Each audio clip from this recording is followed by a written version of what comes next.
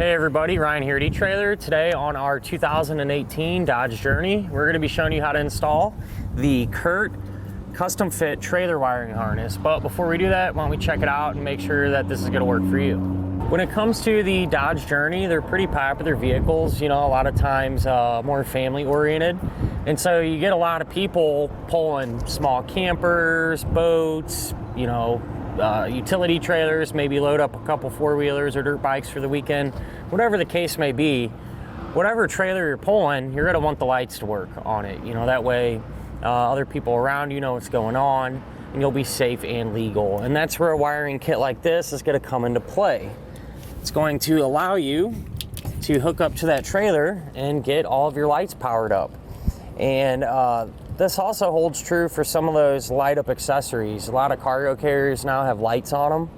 And if you're using one of those, chances are pretty good they'll have the same type of connector, so this will be able to power those up as well. So as far as getting your connector mounted, there's a few different ways you can do it.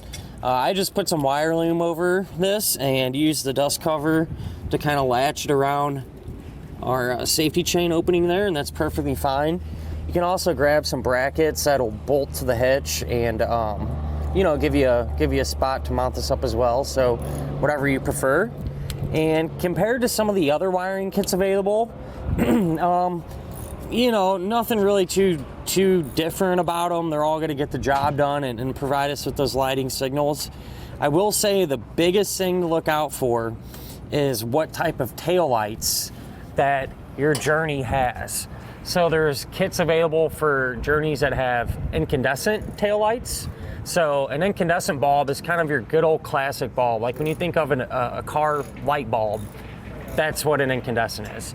And then you have the LEDs, which I'm sure we're all familiar with by this point. So in our case, we have the LED lights. So the kits are different.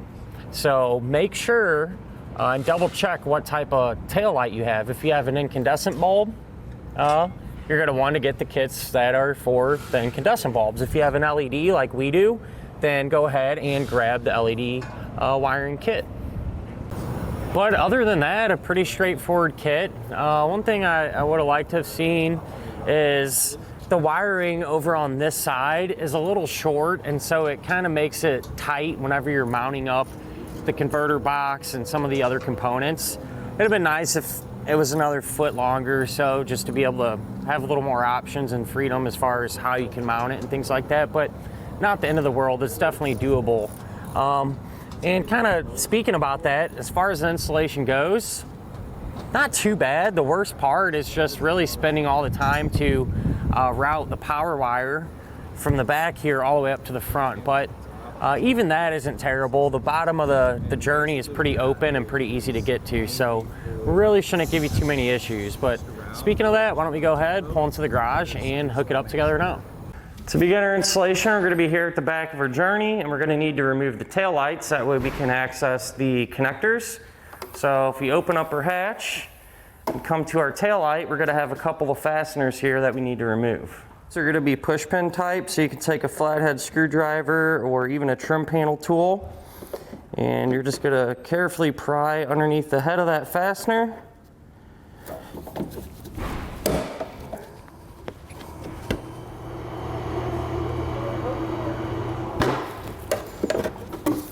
So once we have those out, you can just grab the tail light, kind of pull straight back on it. Then we're going to have a couple of connectors we need to disconnect. So this one down here, we're going to push down on the connector. It may even be easier just to pull the light out.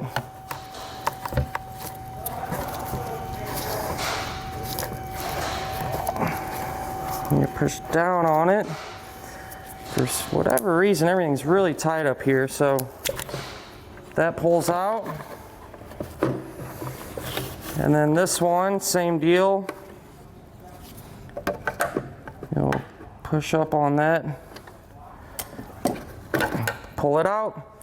You can set this to the side and then repeat the same process to get the other one removed. Now we can grab our new harness, and one of the ends here, you're gonna have yellow, black, and white connector. The other side will be just yellow and white. The ends are going to match up, so we'll plug those in. And then these two ends will eventually plug into the tail light, but for now, you're gonna take the rest of your harness and drop it down through the tail light pocket.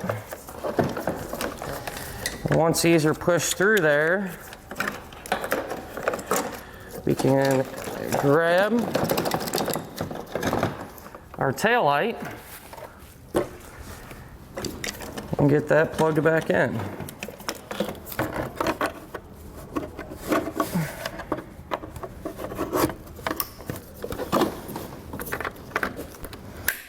With it plugged in, we'll just reinstall it the opposite way that we removed it. So while we're still up top here, we might as well kind of prep ourselves for what we're gonna have to do in a minute. If you come to the passenger side, we're gonna take a fish wire. So this is a piece of tubing, but you can use a coat hanger, another piece of wire, whatever you got laying around. We're just gonna push this through, and that way it's hanging out of the bottom. And whenever we run our wires over to this side, we can tape them to it and pull them right up into position.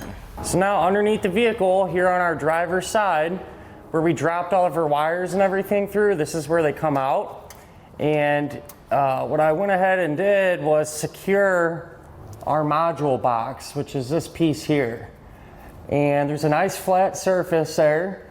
You want to make sure that these surfaces you connect them to are really clean. So I used some rubbing alcohol on a rag and really made sure everything was clean. And then I just used the two-sided sticky tape, put it on the box, and then stuck it to our vehicle. With that said, now we're gonna have this white wire that has a pre-attached ring terminal. That's a ground, so we're gonna have to connect that to the body of our vehicle. These bumper beams are pretty strong, so you can see there's a little hole there. I pre-drilled a hole just smaller than the size of our included self-tapping screw. And I'm gonna line everything up, run this down.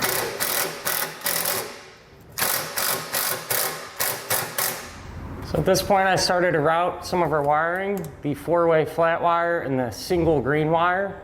Just run them along through here, up through here, and our 4-way flat wire, I put some sheathing on it and just drop that down next to our hitch.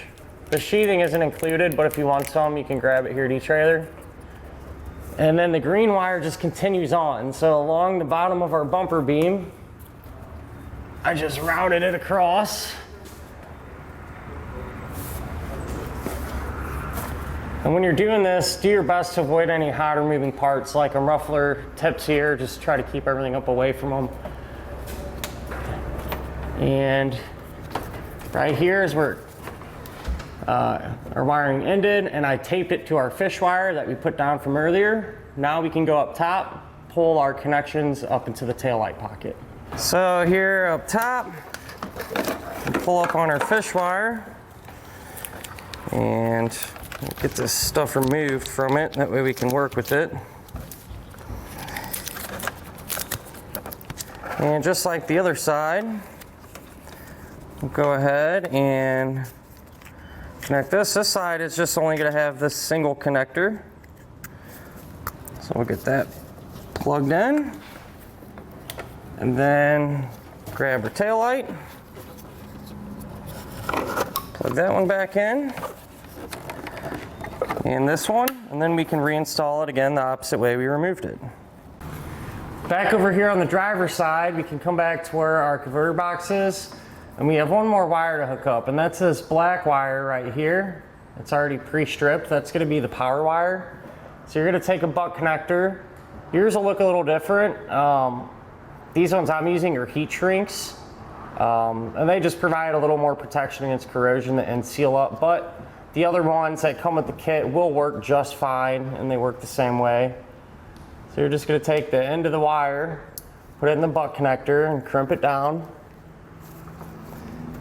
And then we can take the bundle of power wire, one end of it, and we're going to connect it here. That way we can run our wire up into the front to the battery or to the power source. So this end you're going to strip back, give it a good twist, Connect it to the other end of the butt connector there. Crimp it down. With this being a heat shrink, I'll come back with my heat source and seal up the ends. And then once I'm done with that, I'll route our wire up to the engine compartment and show you the path that I took to get there. So I got our wire routed, and I also put some electrical tape over the connection point just for an extra layer of protection. That wire is gonna run like this, and then kind of shoot towards the front of our vehicle. So gonna run along through here, and a little hard to see, but it's gonna go up and over our subframe. So in this area, and it drops down right here. So I just continued to route it along through here. And at this point, kind of ran it over towards the center where our brake lines are. And then from there, I simply just followed our brake lines. So I used some zip ties along the way to keep everything secure.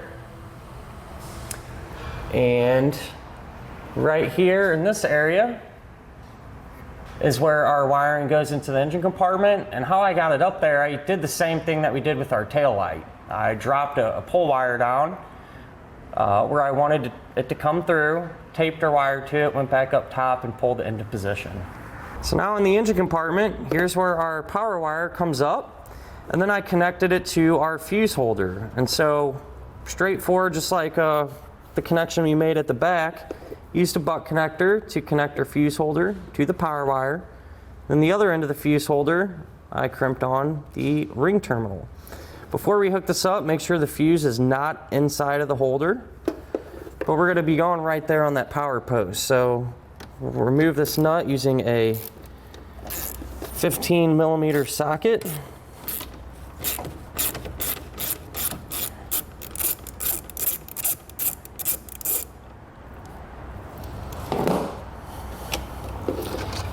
Take our ring terminal, put it over the post,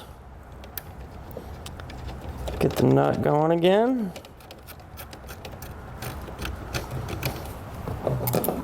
Make sure we get this snug, tighten down.